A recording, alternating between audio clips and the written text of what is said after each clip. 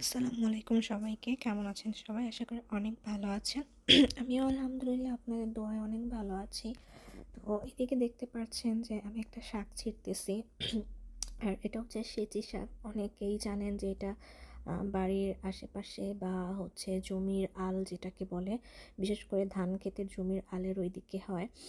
তো সেইটাই আমি আমার জার্মানে রোপণ করছি, জার্মানের বাড়িতে রোপণ করছি। সেটা যে কীভাবে করছি সেটা হচ্ছে, বাংলাদেশ থেকে এক লোক আসছিল, তাকে দিয়ে হচ্ছে আমি ২-৩টা এটার ডাটা আনিয়েছিলাম এবং এখানে রোপণ করে দিছি। মাশাআল্লাহ অনেকগুলা শাক হইছে। আর এই শাকটা জার্মানের বাড়িতে আমার মনে হয় না লাখ টাকা দিলেও পাওয়া যাবে, মানে কল্পনার অতীত। তো এই শাকটা খেতে অনেক ভালোই লাগে, খারাপ লাগে না। আর যেহেতু একটা টপের মধ্যে রোপণ করছি, সো এখানে হচ্ছে খুবই অল্প পরিমাণ। আর আমরা যদিও মানুষ ২ জন, আমি আর আপনাদের ভাইয়া, সো দেখা গেছে আমাদের জন্য হয়ে যাবে। বাট এখানে যতটুকু আছে সবটুকুতে হবে না। তো অন্য একটা শাকও আমি এটার সাথে যোগ করে নিলাম, সেটা হচ্ছে মিষ্টি আলু শাক।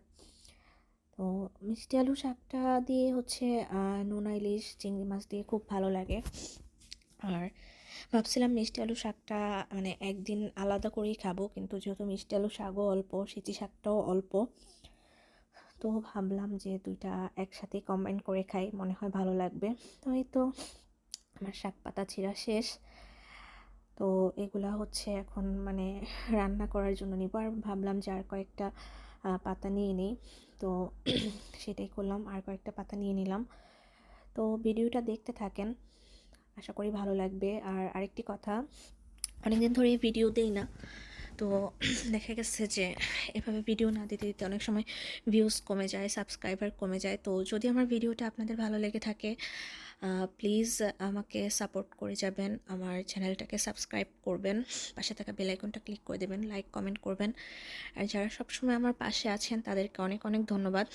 তো এখন হচ্ছে এটা রান্না করব, রান্না করার পালা। তো রান্না করার আগে এটাকে খুব ভালো করে ক্লিন করে নিতে হবে, কারণ দেখা গেছে ক্লিন করার আগে আমি এটাকে আবার একটু বেছে নিয়েছিলাম, তো সেই ভিডিওটা আমি স্কিপ করে গেছি।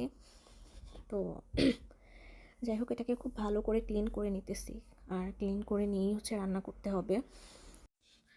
তো এদিকে আমি রান্নার জন্য সব কিছু গুছিয়ে নিয়েছি, পেঁয়াজ মরিচ কেটে নিয়েছি, মাছটাকে একটু ছাড়িয়ে নিয়েছি, শাকটাকেও ধুয়ে নিয়েছি। তো এখন হচ্ছে রান্না করার পালা, চলুন যাই রান্না করি।